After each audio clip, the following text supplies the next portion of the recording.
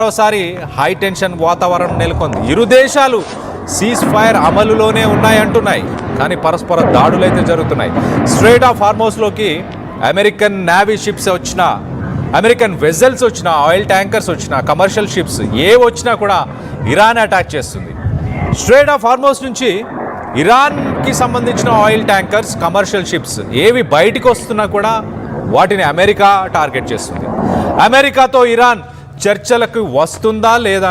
ఒక పక్కన దాడులు కొనసాగిస్తుంది. సో కొనసాగిస్తూనే ప్రపోజల్ని యాక్సెప్ట్ చేయాలంటూ అమెరికా చెప్పుకొస్తుంది.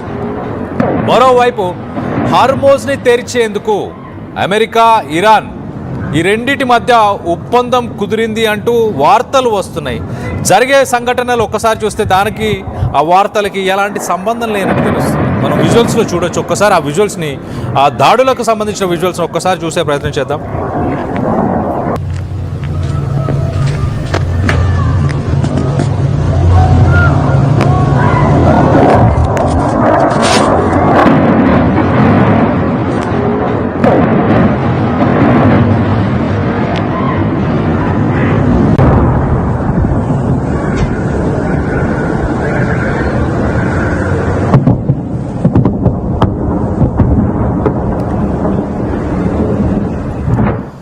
స్ట్రెయిట్ ఆఫ్ హార్మోస్కి మొదటగా అమెరికాకి సంబంధించిన 3 నేవీ షిప్స్ ఎంటర్ అయ్యాయి. అమెరికాకి సంబంధించిన నేవీ షిప్స్ రాగానే ఒక 10 ఇరాన్కి సంబంధించిన స్పీడ్ బోట్స్ మన ఇమేజెస్లో చూసాం. ఆ షిప్స్ని, వెసల్స్ని, ఆయిల్ ట్యాంకర్స్ని ఆపడానికి కూడా ఈ స్పీడ్ బోట్స్ని యూజ్ చేస్తారు. పెద్దగా అవి సైజులో పెద్దగా ఏమి ఉండవు, కానీ చాలా స్పీడ్గా వెళ్తాయి, ఫాస్ట్గా వెళ్తాయి. ఎలాంటి షిప్స్ స్ట్రెయిట్ ఆఫ్ హార్మోస్లోకి వచ్చినా వాటిని ఇమీడియట్గా ఆపడానికి Iran forces, Islamic Revolutionary Guard ఈ షిప్స్ని యూజ్ చేస్తుంది. ఆ స్పీడ్ బోట్స్ ఇమీడియట్గా ఈ నేవీ షిప్స్ దగ్గరికి వెళ్ళి అటాక్ చేయడం స్టార్ట్ చేసేసాయి. ఈ అటాక్స్ని వెంటనే అమెరికా ఏం చేసింది, తన దగ్గర ఉన్న ఎయిర్ ఫోర్స్ని యాక్టివేట్ చేసి ఇరాన్లో ఉన్న ఈ 2 పోర్ట్స్ని, బందర్ అబ్బాస్, కెష్, ఈ 2 పోర్ట్స్ని ఇమీడియట్గా అక్కడున్న ట్యాంకర్స్ని, అక్కడున్న ఇన్ఫ్రాస్ట్రక్చర్ని అమెరికా దాడుల్లో వాటిని నాశనం చేసే ప్రయత్నం చేసింది. మరోపక్కన ట్రంప్ ఏమంటున్నాడు, మేము ఒక 1 పేజ్ ప్రపోజల్ ఇచ్చాము ఇరాన్కి, ఆ న్యూక్లియర్ ప్రోగ్రామ్ మొత్తాన్ని డిజాల్వ్ చేయాలి, వాళ్ళ దగ్గర ఉన్న 440 కిలోల యురేనియం, ప్యూరిఫైడ్ యురేనియం ఏదైతే 60% ప్యూరిఫికేషన్ చేసిన యురేనియం ఏదైతే ఉందో అదంతా తిరిగి ఇంటర్నేషనల్ అటామిక్ ఎనర్జీ ఏజెన్సీకి ఇచ్చేయాలి. వాటికి ఇచ్చేసి దాని తర్వాత లేకపోతే రష్యాకి పంపించండి, ఇంకెక్కడికైనా పంపించండి, కానీ మీ దగ్గర ఉండకూడదు. మీరు అణుబాంబుని, అంటే ఒక న్యూక్లియర్ బాంబుని తయారు చేసే సామర్థ్యం మీ దగ్గర ఉంది, ఖచ్చితంగా యురేనియంని ఇచ్చేయాలి అంటూ ఆ ప్రపోజల్ని తీసుకొచ్చామంటూ ట్రంప్ చెప్తున్నాడు. ఆ ప్రపోజల్ని యాక్సెప్ట్ చేస్తుంది ఇరాన్, వచ్చే కొన్ని రోజుల్లోనే ఖచ్చితంగా యాక్సెప్ట్ చేస్తుందన్న నమ్మకం నాకుంది అంటూ ట్రంప్ కూడా మాట్లాడుకొస్తున్నాడు. మరి పోర్ట్స్ పైన సీజ్ ఫైర్ ఉన్న సమయంలో పోర్ట్స్ పైన ఎందుకు అటాక్ జరిగింది, ఆ అటాక్కి సంబంధించి మీరేమంటారు అంటూ ట్రంప్ని క్వశ్చన్ చేస్తే ట్రంప్ చాలా క్లియర్గా ప్రేమతో వెన్ను తట్టామంతే, అది ఇరాన్ని ఒక love tap, it is a love tap to Tehran అంటున్నాడు, అంతే తప్పించి సీజ్ ఫైర్ అమల్లోనే ఉందంటున్నాడు. మరి సీజ్ ఫైర్ అమలు చేస్తూ కొనసాగిస్తూనే యుద్ధం మళ్ళీ మొదలైందనుకోవాలా? Yes, exactly. ఆ విజువల్లో కనిపిస్తున్న బోట్సే స్పీడ్ బోట్స్ అని చెప్పొచ్చు. చాలా ఫాస్ట్గా వెళ్తుంటాయి ఆ బోట్స్.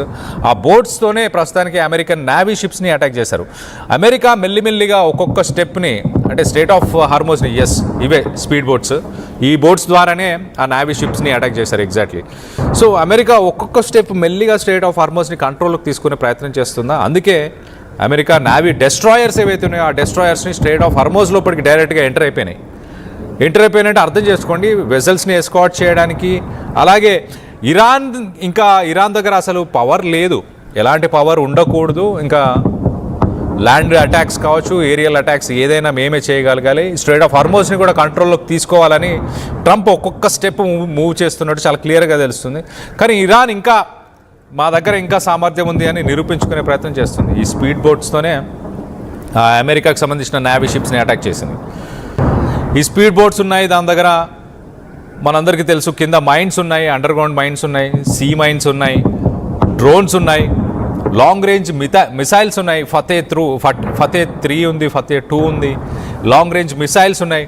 నిన్న మొన్న United Arab Emirates, Oman, Qatar, ఈ కువైట్, ఈ కంట్రీస్ పైన ఇరాన్ విరుచుకుపడింది. అక్కడ ఉన్న ఇన్ఫ్రాస్ట్రక్చర్ని డ్యామేజ్ చేసింది. ప్రపంచ దేశాలకి ఒక సేఫ్ హ్యావెన్ అంటూ గల్ఫ్ కంట్రీస్ ఒక సేఫ్ ఇన్వెస్ట్మెంట్ ప్లేస్ అంటూ గల్ఫ్ కంట్రీస్ ఏదైతే ప్రొజెక్ట్ చేసుకున్నదో, ఒక బ్రాండ్ ఇమేజ్ని బిల్డ్ చేసుకున్నదో వాటిని ఇరాన్ కుప్పకూల్చేసింది.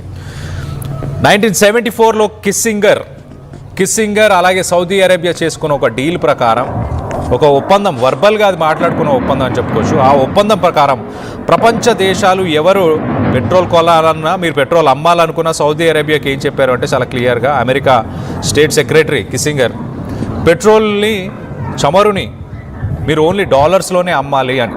సో వెంటనే ప్రపంచ దేశాలు ఇమీడియట్గా ఏం చేశాయి, అమెరికా దగ్గర డాలర్స్ని ఎక్స్చేంజ్ చేసుకున్నాయి, డాలర్స్ని తీసుకొచ్చుకొని బ్యాంకుల్లో పెట్టుకున్నాయి.